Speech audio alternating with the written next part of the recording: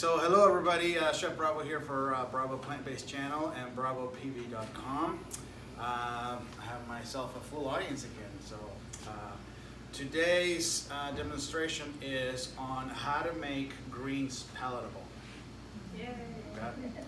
So for those of you who struggle with, you're convinced by the health people that you should eat some greens, but then you taste them and you go, ugh, So these are some ideas on how to make them palatable, so how you'll actually eat them. So that's sort of my job, make the healthy stuff taste good. Sound good? Yes. All right. So I'm just going to cover the basics of greens. This I learned from Dr. Colin Campbell. I took his online course from Cornell University. I will not bother you or bore you with the specific names because I honestly don't remember them that well. Essentially, when you eat greens, your blood vessels become more flexible, okay? And it happens between you chewing them and you start digesting them, and I forget what gets created in your belly and yada yada yada. Nitrous oxide. There you go, nitrous oxide. The point of this is, again, the more greens you eat, the more flexible your blood vessels are. And that's actually quite important because you want all those runways of your blood to be able to go back and forth nicely, okay? Now, the problem with eating greens, again, is that they're not, at least for me, being that I was not always a plant-based chef, I did not grow up wanting to be plant-based. That was the farthest thing from what I really wanted to do. They're an acquired taste for me, okay? This took me some time to okay, when I wrote my first book, I was trying to figure out ways to hide them in food and be able to eat them. But over time, develop a way in which we could make them really nice and tasty, okay? Now for those of you who are here present in the audience, you know that we do this for you twice a day, every day. But we like to put all sorts of condiments out there for you guys to mix and match. So this is more of a cooking them with other stuff when you don't have a full bar of things to choose from. Make sense? Okay. This is also a very quick and simple cooking process, okay? This does not require a long cooking process. All right. Now, as far as what exactly are we talking when we say greens, chard, kales, and these are all types, okay? All types of chard, all types of kales, all types of spinach, bok choy, arugula, watercress. I don't know if I said spinach already, but that's in there as well. Beet greens, parsley, cilantro. Okay, so any sort of leafy greens, mustard greens, collard greens, so all of those fit into that category. In here, what I brought for you guys today is a mixture of, there's some kale, there's some chard, there's some bok choy, spinach, and collard greens in here somewhere. Here we go, there's a piece of collard greens. So that's just 5 of, the many other ones that we could get, okay? But that's what we're gonna do. Now, this whole process, I'm gonna do 3 different dishes for you guys, so it's not gonna be just a one and done. So again, my way of teaching is try to inspire ideas and try to get your own wheels turning so that when you go home and you don't have this exact same thing that I showed you here, you'll be able to easily replace it with something else, okay? So the idea of cooking these greens rather quickly is going to rely on a little bit of liquid, just a small amount, and you'll see where that comes from in each of the 3 dishes. Sound good? Yes. Okay. All right, so I'm gonna turn my pot on, my pan on, okay? And the one thing I'm going to use for all of these is I have some chopped shallots here and some garlic. So onions and garlic always give you a nice depth of flavor, okay? Onions and garlic for me is essential for just about everything that I do. even dressings. But our soups, our stews, the beans, the lentils, onions and garlic go in just about everything. Okay? Are they interchangeable when it says shallot? Can I put an onion in that? Absolutely, yeah. For the most part, they are pretty interchangeable. To tell you the truth, how I decide most of the time on an onion, and we're talking like 95% of the time, how I decide on an onion is two things. The color of it, okay, because you have the yellows and the whites, which kind of become transparent. And then you have your red and the shallot, and then you also have your green onions and leeks. So there's the white part of the leeks and the green part of the leeks, okay? So color is really what determines for me which one I'm going to use most of the time. And then the other part of that is which one is the closest to me. So I brought shallots today because that was the closest thing that was in the refrigerator as I was grabbing all the other stuff. All right. So let's see. We will make, which one are we gonna make first? We'll make the simplest first. So this is dry, okay? So no tricks. Okay. A little bit of shallots, a little bit of garlic. And I'm just trying to cook this a little bit of a dry saute, just to get that sort of rough edge off. And again, this is just for depth of flavor. And then the actual flavor of this is going to be a very simple combination, sweet and spicy. Okay, that's all I'm trying to do here.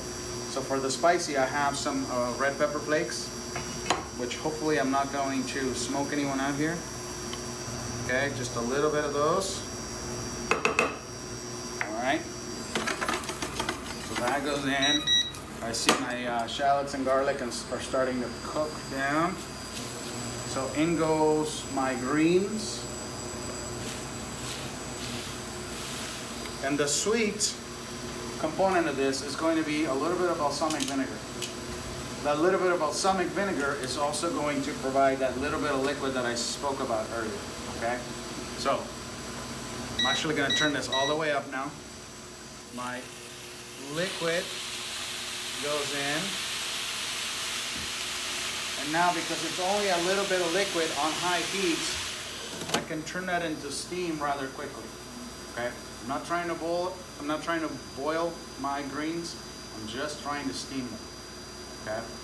And so I have very simple my depth of flavor in there, the onions and garlic. And I have my flavor, okay, which is the pepper flakes and the balsamic. I have my small amount of liquid, which again is the balsamic. And now all this needs is about a minute and a half. It's that quick. Okay? You give this a stir every now and then, okay? The greens will start releasing their own liquid. It's not a whole lot, but it's enough to kind of keep it going, all right? You see all the steam escaping. Okay, I'm choking myself a little bit here. Excuse me, from the red pepper. Yeah. If you don't like spicy food, you'd be surprised how well this actually works, because there's enough of that sweetness from the balsamic. Now, the reason why I do this one is, again, I'm playing off of a very simple combination. Somebody many years ago, hundreds of years ago, thought about cooking something together that had a sweet component and a spicy component, put them together, and it has worked ever since. And it will continue to work until we are no longer here. Okay? All right. Can I do that in a non-stick pan? Yes, you can. Now, the only thing that's important here is to be able to capture the steam. Okay? Without a lid, this does not work as well. Okay? So again, we're trying to capture the steam, so this becomes a steamer pot. All right. I think we're all done choking here.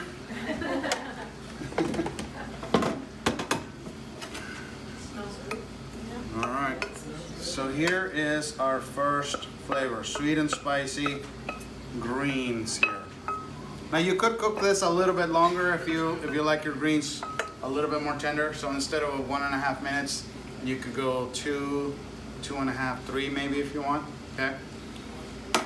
However, just keep in mind that the longer you cook your greens here, the more steam will evaporate, okay? So you might get to a point where you evaporate all your liquid, and that's when they might start sticking and burning, okay? All right. So the secret to dry frying is like, especially garlic, it's easy to burn. Yeah. What's the secret? You didn't need it. The heat was medium when we started, and then I went to high heat once the liquid was in there, okay? Did you want some water? Recommendation for how to prevent the peppers from doing this? How to prevent that? One of the things you could do is, or I could have done is, add the balsamic first so there's liquid in the pot, then add the chilies. I think my mistake was having a hot pan and adding the dried chilies in there, which toasted them up really quick, and that's when all that came up. So Does it affect the taste? it will not. After, no? When you are able to toast any spice, it does make them stronger. But with red chili flakes, red pepper flakes, they're pretty good either way. Yeah. The smell, unfortunately, the smell of this reminds me of a really good chicken dish with vinegar. Why not? You know, like a spicy chicken dish in that Yeah. restaurant. Let's talk about that for a second. So the comment was, this spicy balsamic greens reminds me of a really tasty chicken dish, okay? One of our most important senses is sense of smell, okay? And smells get stored in our memory bank. That's why when you smelt this, your memory bank went, oh, that was the chicken so-and-so dish that you had, you know, however long ago, okay? You can actually use that to your advantage, okay? And from the way you said this to me, it looked like that was a very pleasant dish that you were speaking of, okay? So you can use that to your advantage. So say, hey, you know, I'm coming up with something that reminds me of something delicious. Take the chicken part out, and it was just a delicious thing you ate, okay? So making something that reminds you of something else that was pretty good, okay, it's a good thing, okay? You can actually make it so that, hey, I might not be able to have that wonderful dish with the chicken part, okay? But if I have this other thing, it's still gonna taste very good. It'll give me nice memories, and, you know, we'll make good memories on top of those old memories, okay? So just because we are promoting, or I'm trying to promote for you guys, a plant-based diet, it doesn't mean that your previous lifetime just all goes out the window, okay? Your memory bank can be a good thing for you. It can help you out, okay? I was mentioning that whole sweet and spicy thing, okay? Again, that's something that was thought of a long time ago. That, you know, I'm just, you know, stealing an idea from somebody else. So if you think about other combinations that you might think of, like a lemon pepper or something, okay, lemon pepper, fill in the blank. Lemon pepper will always work, okay, from now till the end of time, all right? So a lot of my ideas that I come up with are not even new, okay? I'm just borrowing from things I had done before that I knew work, and a lot of those were not even mine to begin with, okay? So it's just, when you switch to a plant-based diet, you don't have to reinvent the wheel, you just redirect it a little bit, if that makes sense. All right? All right, so let us get right to it. Let's do the second one. All right? So again, no tricks. All right. This time, you could also, as we were talking about, you know, different memories of dishes that we've had before, you know, I remember having so-and-so and it had this ingredients, and, you know, we can't do it because it had those things that we don't need anymore. But the spices and the seasonings will still work, okay? So again, a little bit of onions, a little bit of garlic for the depth of flavor. We're gonna add some ginger, okay? So we can make this into a Asian sort of flair kind of a thing, all right? So a little bit of dry sauteing, just trying to take the edge off of those onions and garlic, okay? And now to the ginger, I'm going to add some, I have here some diced pineapple, okay? And I'm gonna add some yellow curry. Okay, so this will be like a curry kind of a thing. Question, yes? Is that medium heat? It's medium heat right now, yeah. Okay. So are you caramelizing the onions? No, they're chopped up so small that, you know, they're gonna brown up rather quickly. When you watch the YouTube video, you'll see right here that I'm already caramelizing some, okay? So again, I'm just trying to take that rawness out of them. All right, so Fresh ginger? it was fresh ginger, yeah. Pineapple.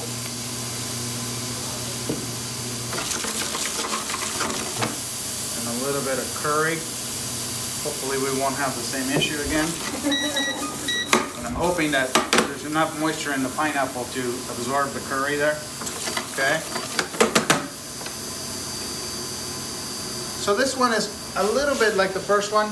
It's a sweet and spicy thing. The sweet from the pineapple and the spicy, although it's not a heat kind of spice.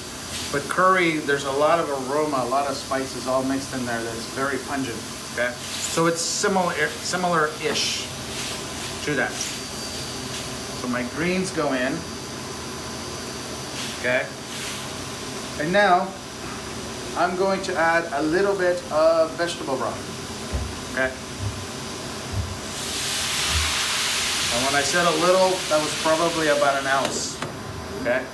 Again, you just want the small amount in there so you can turn it into steam quickly. Once the liquid goes in, then I can go ahead and turn it up to high heat. Okay. And now all we have to do is wait again about a minute and a half. Boom, done. Okay. But now we have this sort of pineapple curry kind of a thing. So good. Okay. Now, if I say pineapple curry, some of you guys were thinking of something else, right? Okay. Again, we're just borrowing ideas from things we've seen and eaten before and making them work. That's all. Not complicated. Never used here. We do use coconut milk. However, if we do, it's like a once every couple of weeks, a small amount, you know. Yeah, it's not a, definitely don't want to be doing that every day. Yeah. What kind of curry powder are you using? Yellow, very mild. Mild. Yeah, mild yellow curry.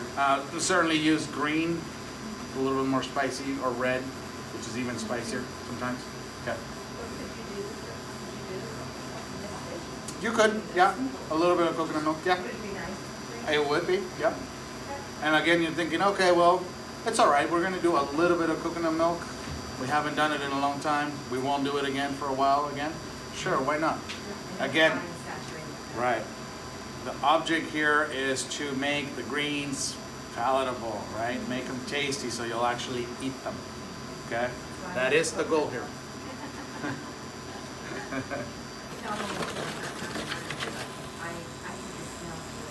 It is smelling rather nice. Okay. To this, I'm also going to add a little bit of sesame seeds. Okay, because again, I want to keep that sort of Asian flair going on. Okay, make them nice. And boom, there we go. Done. If you have an Indian flavor, would you put any? Sure, you can use some garam masala. You can use a, what's it called? It's right on the tip of my tongue. You could use turmeric. We make our own house-made Indian spice mix, which is coriander, cumin, mustard seed, and turmeric. There was something else I was thinking of. It'll come to me in just a second. In curry? No, and like an Indian spice. India is a wonderful, nation full of so many Pardon? delicious spices and flavor combinations that Indian doesn't mean just the one thing. There's so much. Okay. Maybe a touch more of sesame seed here on top, just to give it a little bit of garnish. But then boom, we have a pineapple curry greens. Okay. Smells so good, yeah. All right.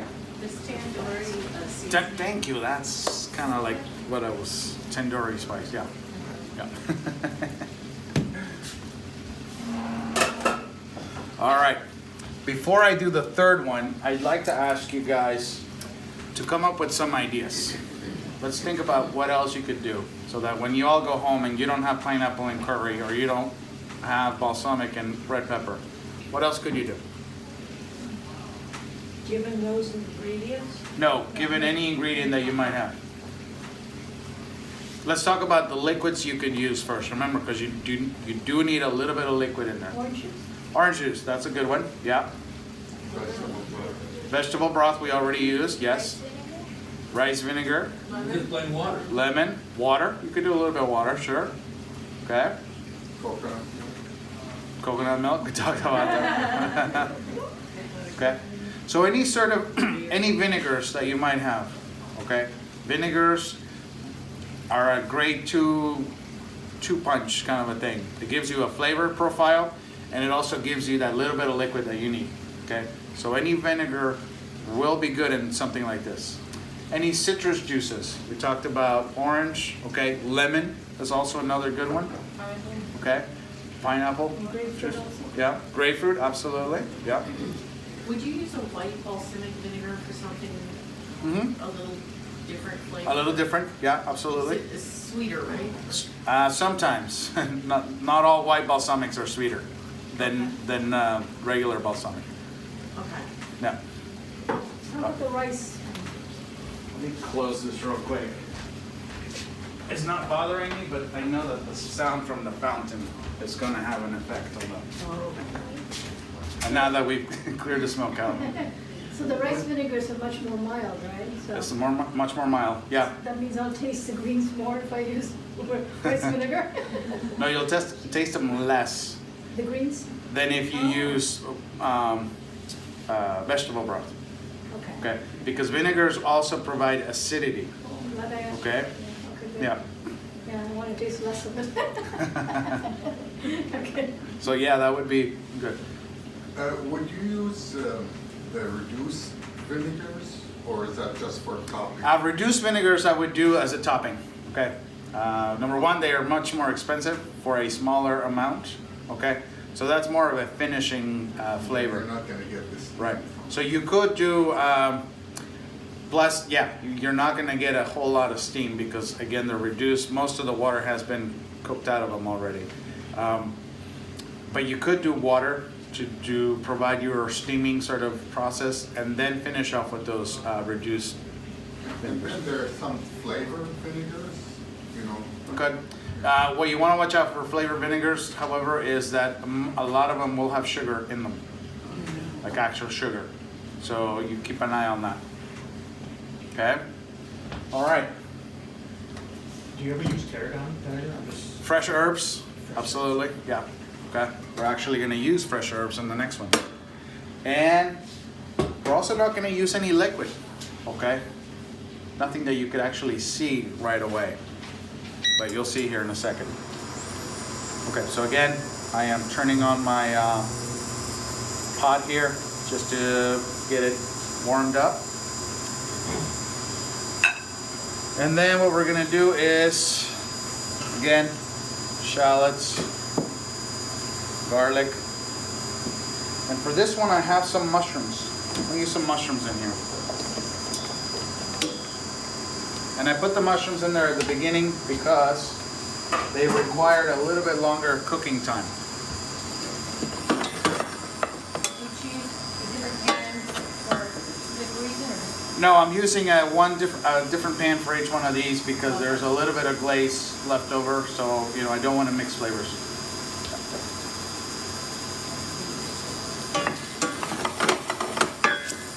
All right. a little bit of mushrooms. Again, I'm just trying to get that rawness off of the garlic and the shallots. You don't always have to chop them that small, you know, they can be bigger. Okay. Again, they were just like right there, so I just took those. So the using non-stick, it won't change the flavor? It can. You can, when you cook at high heat in the non-stick pan, you can start sort of imparting flavors into the food. I never, well, no, not never. There is the one thing that I use non-stick pans for, and you saw that last week. Okay, so that is the one thing. For those of you who are wondering what that was when I did the lentil crepes, which you can see that on the, if you follow the channel, it's on a different video. Okay, so I'm gonna show you what this looks like. I'm gonna turn this off real quick, otherwise it'll keep beeping. Okay, so push them off to this side. So my onions and garlic here are sort of browned up. I'll show you guys now. Okay, can you see that off to the side? Yeah. Okay, so that's kind of what I'm looking for. Let me go, okay. That's looking good. I can go ahead and add my greens. And then what else are we missing? Liquid. Okay, but we said we're not going to add liquid to this one. We're going to add some fresh tomatoes. So we are adding liquid, but there are certain things that, certain ingredients that have enough liquid in them, okay, that will give you what you want. The mushrooms do have a good amount of liquid in them, but I wanted to cook that out just to intensify their flavor first, okay? And then I'd rather cook with tomato juice rather than mushroom juice, okay?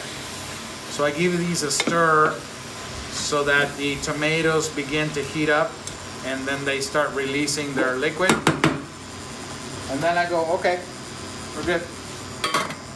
Lid goes on, turn the heat to high, and once again, about a minute and a half later, this should be done, okay? So there are certain things that you can cook with that have a little bit of liquid in them already, such as tomatoes, okay? Pineapple, you know, depending on where you use it, okay? For the previous one, I put it sort of at the beginning, so the pineapple juice inside those pineapple chunks kind of dried out rather quickly before the whole process happened. But if you add them at the end, okay, and you add more of them than what I used, they can provide your the liquid you're looking for.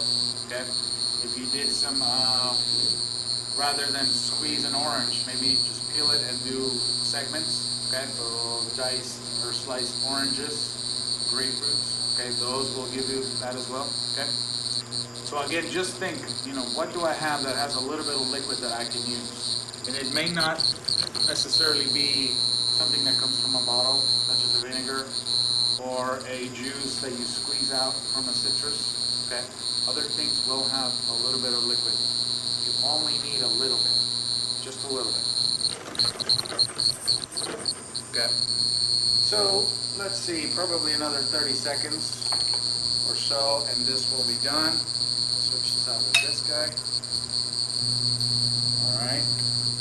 What about the leaves, the green part of it? How can I make it last in the fridge? I wouldn't want to cut it up and keep it there, right? Oh, storage for the raw greens? Okay, give me 1 second. This is done. Before I forget, so I know if I start answering your question, I might forget. So, for this one, I'm going to add some fresh basil. So the question came a little bit earlier, can we use some tarragon? Absolutely. So this could be tarragon, this could be basil, could be chives, could be parsley, could be thyme. Basically making a ton of Cilantro? Yeah, cilantro, sure. So for those of you who want to taste less of the greens, okay, if you add some fresh herbs there at the last minute, then there's more of something else that you're tasting. So, in goes the basil. We give it a stir.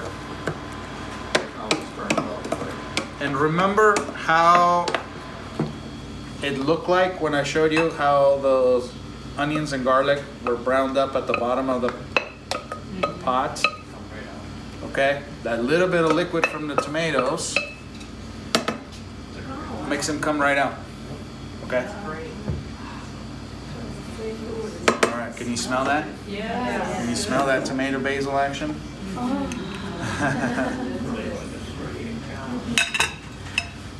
For those of you watching at home, some of these people haven't eaten in days. And that's not a joke. All right. So you can see how we can make greens palatable easily. Okay, just a little bit of this and that. You probably have seen a tomato mushroom something dish before. Okay, that's all we did here. Onions, garlic, tomato mushrooms, greens, boom. All right. Now, to this, you can certainly add. I meant to use it, but now we're done. So, but I could do it sort of at the end. I have a Italian seasoning. Okay. So sure, a little bit of Italian seasoning over the top. Again, this helps us taste less of the greens. Okay. What was the name? Did you have a name for the first dish? I'm just curious. A name? I know you can improvise it. What would You you can call improvise. We call it, this one's actually off of the Bravo Express. Mine is the sprinkle on the top of the Italian seasoning. We call it a quick steam kale. Very fancy. Would you serve these over rice? Or? You can serve them over rice, over quinoa, over potatoes, by themselves. Pasta, certainly, especially the tomato mushroom one, that'd be a pasta kind of thing. Nice. And that would help you Eat more greens. taste less of the greens. That's right. Okay? Would you mix the pasta right into the greens? Is that what you? Yeah, I would Instead have. of serving it over, just You mix it will over? Yeah. Or mix it? Yeah. Sounds So good. before I poured it, my pasta, which would have been cooked in a separate pot, that would have gone in, mix it all up, and then serve it. Perfect. Yeah. Thank you. In reference to the pasta, what do you recommend with that? Gluten-free or? Oh, absolutely. We never use any wheat pasta here. So it's a Jovial is the brand, which is actually fairly close to a regular pasta, which is a brown rice pasta. You could use corn pasta, quinoa pasta. What's the taste of corn pasta? I've never had it. To me, corn pasta is the least like regular pasta. Okay. Jovial comes pretty close. Also, Tiki. Andean Dream, Andean Dream. That is a quinoa and brown rice. Those two come the closest to regular pasta. And then there's a whole bunch of other ones you find out there. Tikada, garbanzo ones, lentil, a bunch of others. Do we make ratatouille? Yeah. Absolutely, every now and then. Yeah. So the Italian spice you could have put in dry at the beginning? In the beginning, that's what I meant to do. That's why I brought it here. And as I'm talking and trying to entertain you guys, I totally messed up. Yeah. So to that extent is, I mentioned it already with the red pepper, but anytime you have a chance to toast a spice, you will bring more flavor out of it. Okay? You don't toast herbs though, right? No, not herbs. We're talking spices, dried spices. Fresh herbs, last minute. Yeah. So that is the demonstration. We talked about other ingredients you can use. What's something more sour, besides just citrus, what, artichokes or some kind of tang or Kind of tang. Lemon? tamarind? Lemon. Tamarind would be a good one. So you could use a little bit of tamarind paste mixed in with vegetable broth. That'd give you a nice tangy kind of a thing. Yeah. What about Absolutely. salt to What- taste? What was the question? Salt to taste without even salt. What would make it salty? Salty without. What would make salty? The greens, especially the chard and the kale. And even if you want even saltier, beet greens. With beet greens, you don't need any salt. Yeah. No capers or olive, no capers or. Can't do capers, him, no. Now, you know, we don't do capers or olives here because both of those are brined in salt, so they're heavy on the sodium, okay? However, when you go home, you know, you decide what works for you, okay? I'm not suggesting that you go home and do a caper thing, okay? I'm just saying, if every now and then, you know, it's a caper flavored greens, and that keeps you going in the greens momentum, you I know? was actually thinking making like a caponata Yeah, absolutely. and putting those big caper berries in it, Mhm. which aren't as salty, and like some raisins Mm-hmm. in it too. Yeah. Now, as long as you don't do caponata Monday, caponata Tuesday. No, as a meal. Right. Like as a meal, like on top of something, either pasta or baked potato or something. The idea for me is that we give you guys as much information as possible. We show you how it is possible to make, we show you that it is possible to make all sorts of plant-based foods here that will taste good, that you'll be satisfied with, okay? Then there's the lectures where the doctors sort of brainwash you, right? And then there's me here that tells you, yes, you should eat some greens. This is how you can make them taste good, okay?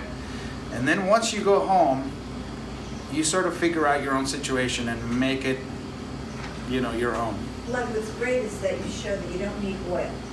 Right. Yes. So And no, that's a big thing. that's a big thing. No oil in any of these. Okay. Right. Now you would say, well, you know, what about those sesame seeds that you use? You know, it's a little bit of flavoring. Okay. Cholesterol. Yeah. All right. Do you guys use the salt substitute, like the Benson table Nope. tasty Nope. or Nope. whatever? Nope. None of that. Do you have an opinion on those? Do you- Don't use them. Don't use it. Do you know Dr. Goldhammer's opinion on that? I don't. You'll have to ask him. Yeah. Yeah. So we're good? Do you use nutritional yeast? No, I can't use nutritional yeast. I'm not allowed by Dr. Goldhammer's orders. And if you want to waste a half an hour of your time, ask him why. And he'll go on and on. I made that mistake. And all I wanted was a yes or no. But he just went on. So. So guidance on the leaves and how to keep them longer? Oh, so as far as the leaves go, I would not chop any more than what you're going to use in a couple of days. Couple of days, yep. When you buy a bunch of kale, a bunch of chard, I would leave it alone in the refrigerator until you're ready to use it, or until you're going to cut up what you're going to use in the next 2 days. So at that point, you trim the ends off of the stems because they start to brown up. Then you wash it and rinse it, or actually rinse it. You don't wash it. You know, no soap, no soapy water. So just rinse all the dirt off, pat them dry, and then you de-stem them if you choose to do that, and then chop them up. And then only what you're going to do in the next couple of days. Okay. Otherwise, just leave them in the fridge, dirt and everything, until you're ready to use them.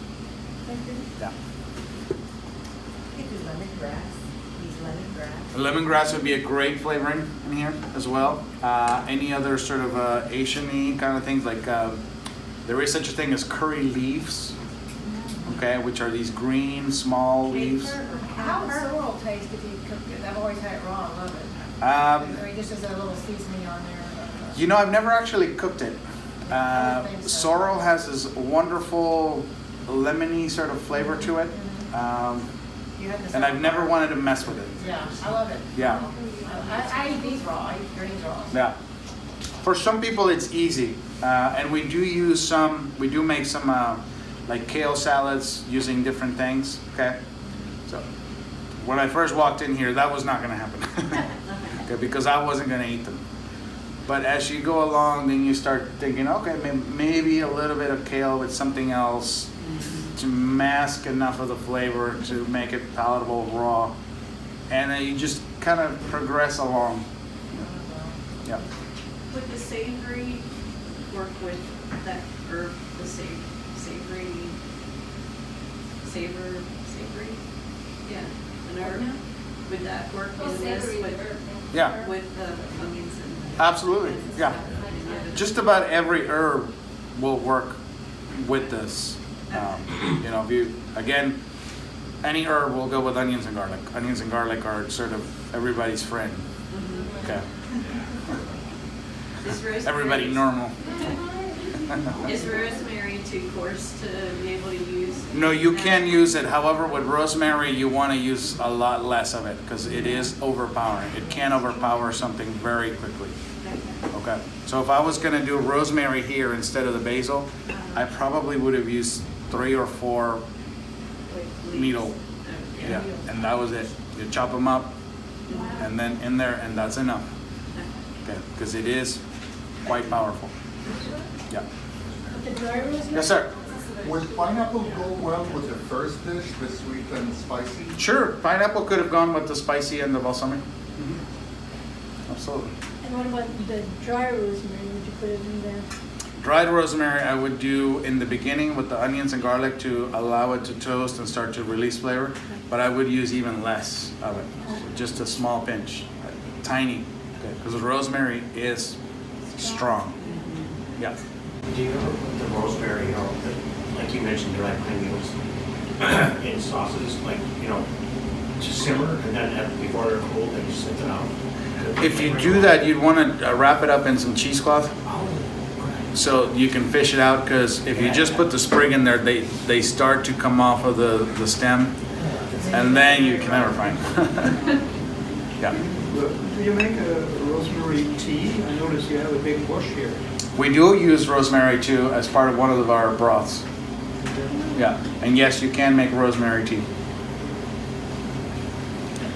We're good? All right, let me just, thank you. Thank you for watching. I hope you enjoyed that video. Again, this was how to make greens more palatable. Please hit the subscribe button and check out all the other videos at Bravo Plant Based. Thank you guys. Excellent. All right.